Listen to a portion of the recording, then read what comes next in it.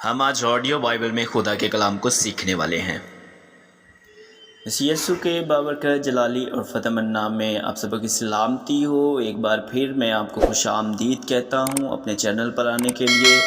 آج کا جو کہ ہمارا ٹاپک ہے وہ ہے شریعت بامقابلہ ایمان۔ تو آج ہم جس باب سے سیکھنے والے ہیں وہ ہے گلاطیوں اس کا 3 باب۔ تو یہ ویڈیو بہت ضروری ہے ہمارے لیے، کیونکہ آج بھی ہم شریعت کے پیچھے بھاگتے ہیں اور آج شریعت کو بہت زیادہ اہمیت دیتے ہیں۔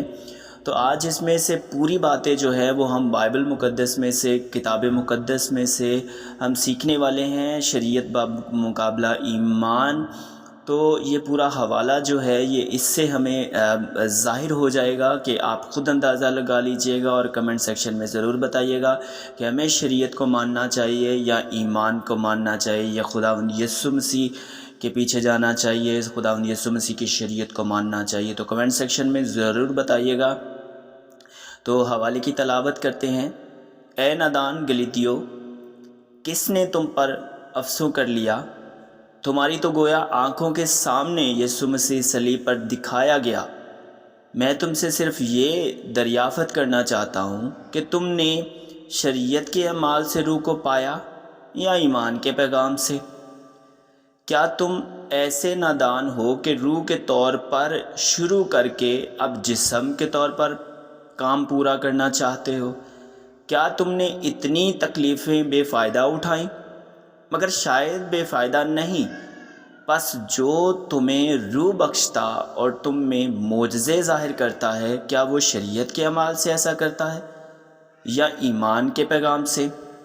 چنانچہ ابراہیم خدا پر ایمان لایا اور یہ اس کے لیے راست بازی گنا گیا۔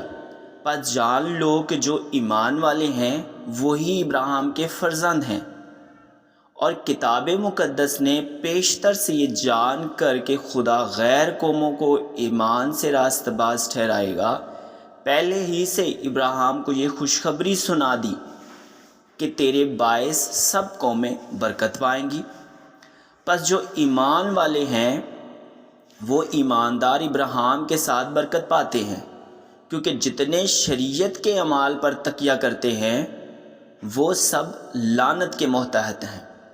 چنانچہ لکھا ہے کہ جو کوئی ان سب باتوں کے کرنے پر قائم نہیں رہتا جو شریعت کی کتاب میں لکھی ہیں وہ لعنتی ہے۔ اور یہ بات ظاہر ہے کہ شریعت کے وسیلہ سے کوئی شخص خدا کے نزدیک راست باز نہیں ٹھہرتا۔ یہ میں نہیں کہہ رہا، یہ پولس رسول گلاطیوں میں اس نے خود لکھا ہے اور خود بیان کر رہا ہے، اور یہ بات ظاہر ہے کہ شریعت کے وسیلہ سے کوئی شخص خدا کے نزدیک راست باز نہیں ٹھہرتا۔ کیونکہ میں اس سے پہلے بھی 2-3 ویڈیو لگا چکا ہوں شریعت کے بارے میں، اور مسیحیوں کو شریعت پر عمل کرنا چاہیے یا نہیں کرنا چاہیے، کیا شریعت مسیحیوں کے لیے ضروری ہے۔ تو یہ میں ویڈیوز جو ہے ان 2-3 ویڈیو کا لنک جو ہے وہ ڈسکرپشن میں ڈال دوں گا، آپ اس کو بھی ضرور ایک بار دیکھیے گا۔ آگے دیکھتے ہیں کہ راست باز ایمان سے جیتا رہے گا، 12 آیت۔ اور شریعت کو ایمان سے کچھ واسطہ نہیں، بلکہ لکھا ہے کہ جس نے ان پر عمل کیا وہ ان کے سبب سے جیتا رہے گا۔ مسیح جو ہمارے لیے لعنتی بنا، اس نے ہمیں مول لے کر شریعت کی لعنت سے چھڑایا، کیونکہ لکھا ہے کہ جو کوئی لکڑی پر لٹکایا گیا وہ لعنتی ہے، تاکہ مسیح یسوع میں ابراہیم کی برکت غیر قوموں تک بھی پہنچے اور ہم ایمان کے وسیلہ سے اس روح کو حاصل کریں جس کا وعدہ ہوا ہے۔ 15 آیت۔ اے بھائیو، میں انسان کے طور پر کہتا ہوں کہ اگرچہ آدمی ہی کا عہد ہو، جب اس کی تصدیق ہو گئی تو کوئی اس کو باطل نہیں کرتا، جب اس کی تصدیق ہو گئی تو کوئی اس کو باطل نہیں کرتا اور نہ اس پر کچھ بڑھاتا ہے۔ پس ابراہیم اور اس کی نسل سے وعدے کیے گئے، وہ یہ نہیں کہتا کہ نسلوں سے، نسل سے وعدہ کیا گیا۔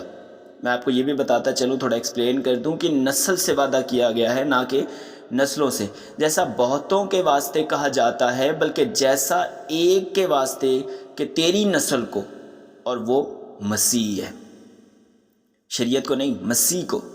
میرا یہ مطلب ہے کہ جس عہد کی خدا نے پہلے سے تصدیق کی تھی اس کو شریعت 430 برس کے بعد آ کر باطل نہیں کر سکتی۔ دیکھیں شریعت جو ہے وہ 430 سال بعد آئی۔ اب جب شریعت 430 برس کے بعد آئی ہے تو پھر ایمان تو اس سے پہلے ہے نا، تو ہم پھر ایمان کو کیسے باطل کر سکتے ہیں؟ اور شریعت 430 برس کے بعد آ کر باطل نہیں کر سکتی کہ وہ وعدہ لا حاصل ہو، کیونکہ اگر میراث شریعت کے سبب سے ملی ہے تو وعدہ کے سبب سے نہ ہوئی، مگر ابراہیم کو خدا نے وعدہ ہی کی راہ سے بخشی۔ پس شریعت کیا رہی؟ وہ نافرمانیوں کے سبب سے بعد میں دی گئی۔ وہ نافرمانیوں کے سبب سے بعد میں اس لیے دی گئی تاکہ بنی اسرائیل جو ہے وہ خدا کے احکامات کو مانیں، ان کو خدا کے احکامات سمجھ آئیں، کہ اس نسل کے آنے تک رہے جس سے وعدہ کیا گیا تھا، یعنی کہ مسیح، اور وہ فرشتوں کے وسیلہ سے ایک درمیانی کی معرفت مقرر کی گئی۔ اب درمیانی ایک کا نہیں ہوتا مگر خدا ایک ہی ہے۔ اب شریعت کا مقصد کیا تھا؟ بس کیا شریعت خدا کے وعدوں کے خلاف ہے؟ ہرگز نہیں، کیونکہ اگر کوئی ایسی شریعت دی جاتی جو زندگی بخش سکتی تو البتہ راست بازی شریعت کے سبب سے ہوتی، مگر کتاب مقدس نے سب کو گناہ کا محتاط کر دیا تاکہ وہ وعدہ جو یسوع مسیح پر ایمان لانے پر موقوف ہے ایمانداروں کے حق میں پورا کیا جائے۔